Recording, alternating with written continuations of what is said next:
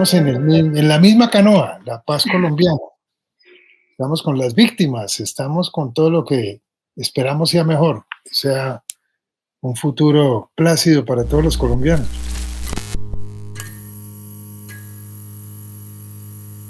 No, es que la corrupción no es aceptable de ninguna manera. Pues, 7 millones de contratos aproximadamente. 7 Entonces, usted comprende que no hay 7 millones de contratistas. Entonces hay una especie, se van reciclando. Un mismo contratista es capaz de construir una carretera o comprar las tizas y los tableros para un colegio. Y se van cruzando y es impresionante. Ese es un tipo de corrupción. Ese es un tipo de corrupción. No hay mecanismo instituido en Colombia que evite eso. Pero eso no es solo, allí no se estanca la corrupción, está a nivel privado. Por ejemplo, los carteles se ponen de acuerdo en los oligopolios, que son pocas empresas, y se ponen de acuerdo y dicen, pongámonos de acuerdo en un precio. Y ahí están asaltando la buena fe del consumidor. Hay otra cosa que es impresionante, y es que como las cifras son tan grandes, esa cifra que supuestamente desapareció en el Ministerio de Educación, 70.000 millones de pesos. Además, en pesos, la cifra ya de por sí nadie la sabe escribir. Si yo le digo a un niño de colegio, escríbame, porque además puede ser millones de millones. Aquí el billón no se maneja como en Estados Unidos, $1 billion, sino habría que hablar de miles de millones. Hay una gran confusión. Entonces, la persona de la calle, el pobre de la esquina, dice, eso no tiene que ver conmigo, son unos vagabundos por allá, pero claro que sí tiene que ver con el ciudadano de a pie, porque esos son dineros que hay que pagar con los impuestos de los ciudadanos.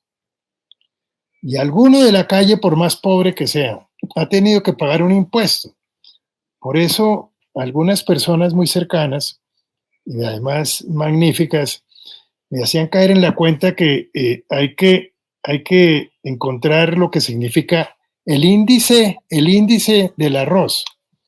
Es decir, imagínese usted las libras de arroz que se pueden comprar con 70.000 millones de pesos.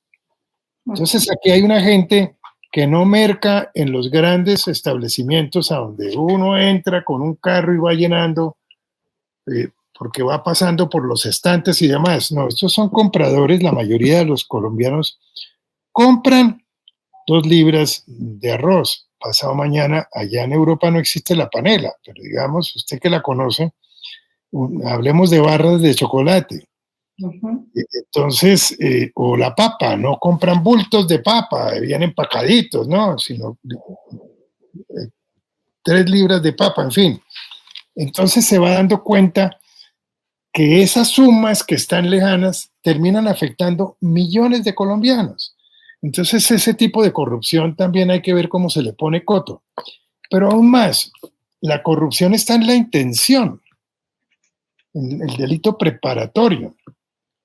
Es decir, la corrupción no es simplemente el hecho material, tiene que ver mucho con la forma de pensar del ciudadano y termina creándose una cultura de la corrupción que se ve en el contrabando, en el pago de las multas.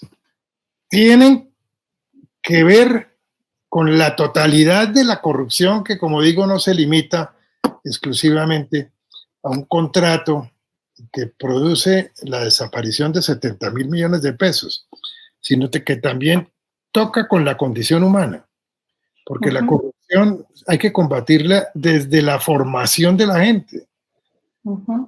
Como en Alemania después de la guerra, que hubo que establecer unos mecanismos de desnazificación.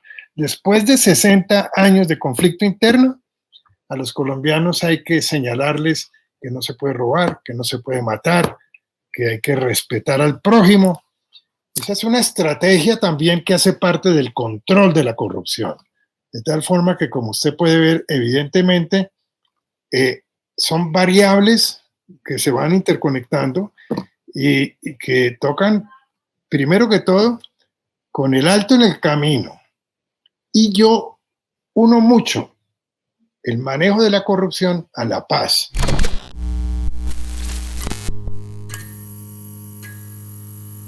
¿A usted le huele eso a un tipo de corrupción? Claro que sí. Eso es poner conejo, es prepararse precisamente para utilizar el presupuesto en materias electorales. Y eso es lo que aquí llaman mermelada.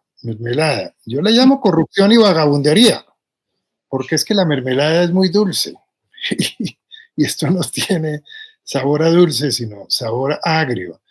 Esa es, como decimos acá en el léxico normal, es una vagabundería. Esa es mi posición.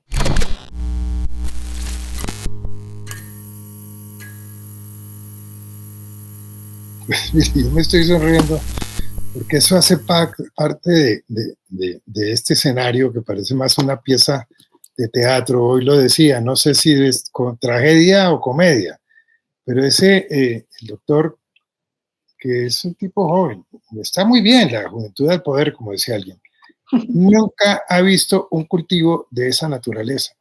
Nunca. Aquí hay un candidato que ya dijo que no conocía sino 4 ciudades del país. Usted comprende que eso es lo que yo llamo los gobiernos de cabezazo, para no utilizar una palabra que es muy fuerte, que no vale la pena. Entonces, a ver, tratemos de hacerlo con un léxico muy propio de acá. A ver si se pudiera traducir al inglés. Entonces, son los cabezazos. Este es un cabezazo de una persona que no tiene ni idea de lo que está hablando. Puede ser, yo lo conozco, he conversado con él, no muchas veces, 3 o 4 veces, pero es que parte de la crisis que está viendo el país es eso, un país que tiene más de 40 y pico de candidatos a la presidencia de la República que son conocidos por lo que no se conocen. Yo creo que eso hace parte de la crisis, esos cabezazos, esas ideas. Yo fui constituyente. Los constituyentes, cuando llegamos en el 91 a la Asamblea General Constitucional, constituyente, pues conocíamos sobre qué íbamos a crear la nueva constitución, porque sabíamos de los antecedentes. Hay una generación que simplemente asume la constitución del 91 sin establecer qué fue lo que se pretendió con sus nuevas normas. Y como, por ejemplo, lo que se llamó en ese momento la Coordinadora Guerrillera Simón Bolívar, que la componían 3 grupos, el EPL, el ELN y las FARC, quisieron entrar a la constituyente, como entraron los señores del M-19, el EPR y otros antiguos alzados en armas. Y no se les permitió. Digamos que el abanderado en un momento determinado era Cano. Cano, quien a la postre termina siendo, una vez se termina la coordinadora guerrillera, el más connotado jefe de las FARC. ¿Quiénes no permitieron que ellos entraran a la constituyente? Porque vivía Manuel Marulanda y se acordó en un proceso que se llamó el proceso de Caracas, proceso de paz de Caracas. Se estableció con el ánimo de que pudieran estar en contacto con la constituyente, porque se inician esos diálogos en Caracas mientras estaba la constituyente, y había un artículo del reglamento de la constituyente que decía que si se iniciaba un proceso de paz durante la duración de la constituyente, quienes estuvieran hablando con el gobierno en un proceso de paz podían asistir a la constituyente. La tesis que yo tenía era que de habérseles permitido, la constituyente, que está por encima de los poderes constituidos. ¿Cuáles son los poderes constituidos? El legislativo, el judicial, en fin, el de la justicia, pues son creados por la gran constituyente. Y el ministro de la época no dejó que ellos entraran o fueran a la constituyente, que es cuando Cano dice: nos vemos dentro de 20.000 muertos o dentro de 10.000 muertos, Y es a partir de la constituyente, que era una constituyente de paz, en que se aumenta la violencia en Colombia. Estamos hablando de 91 hacia acá, ya cumplimos 30 años, pero llevábamos 20 años de conflicto, 25 años de conflicto anteriores a la constituyente. ¿Quién fue el ministro del Interior o de Gobierno, se llamaba en ese momento? El doctor de la Calle, que terminó siendo negociador en La Habana. Y algunos le dicen, usted es responsable por esta violencia de los últimos 20, 30 años. Entonces, en eso que usted llama, venga, le cuento lo que yo he vivido, pero que desafortunadamente muchos no han vivido, tienen que ver con relatos como esto, el porqué de la violencia hoy. ¿Quién es quién en el tratamiento de la violencia? ¿Quién actuó de una u otra manera? ¿Quién es responsable?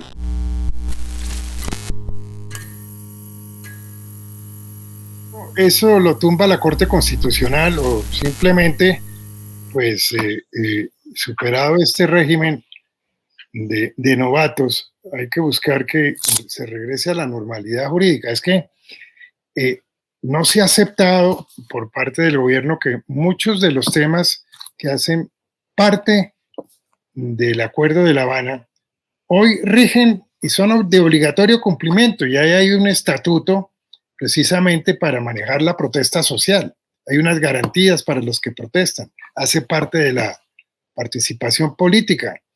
Y hay unos instrumentos. Se dice, después de tanto tiempo hay que entrar a dialogar. En fin, hay unos mecanismos de la modernidad, de la sensatez, de las democracias del siglo XXI que fueron dejados de lado. Y como él pertenece, el presidente, a aquella cosa, siendo un hombre joven, que lo mejor es echar bala y echar palo, pues entonces se procede dentro del absurdo social, cultural, del avance de las instituciones y del reconocimiento de los nuevos derechos. De tal manera que yo no lo puedo acompañar y eso lo vamos a tumbar.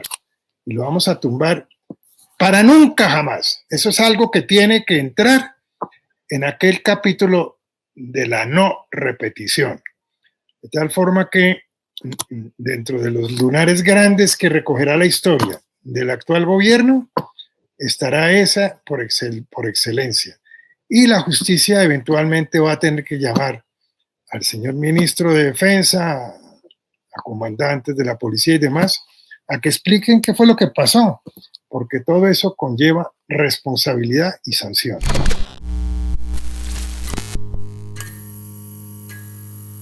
Todos luchamos sobre la base de la esperanza de cambio.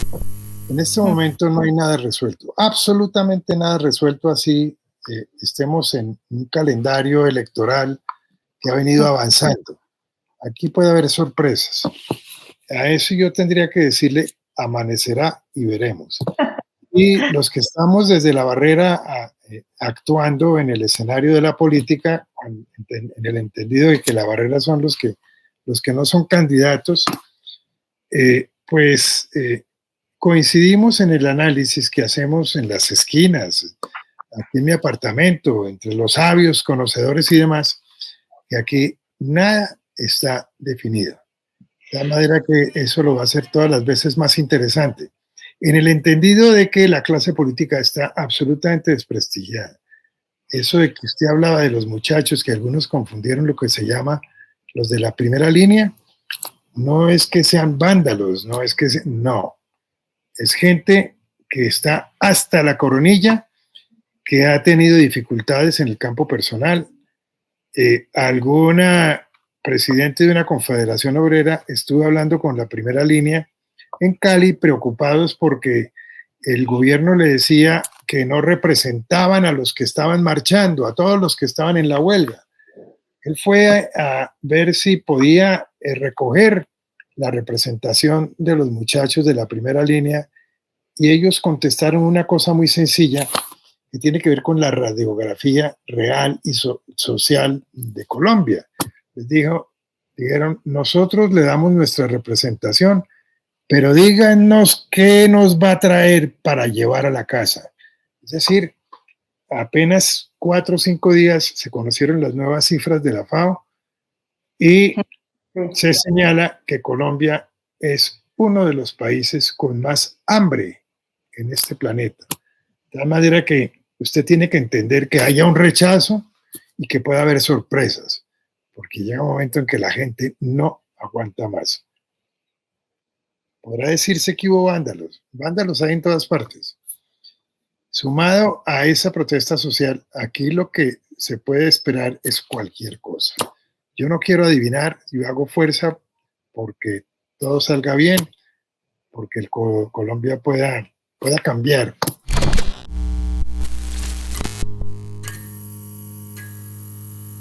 Pues yo creo que a mucha gente lo sorprendió. A mí la verdad no, porque yo he trajinado el país y he estado en las zonas más recónditas y más apartadas y he visto lo que es eso.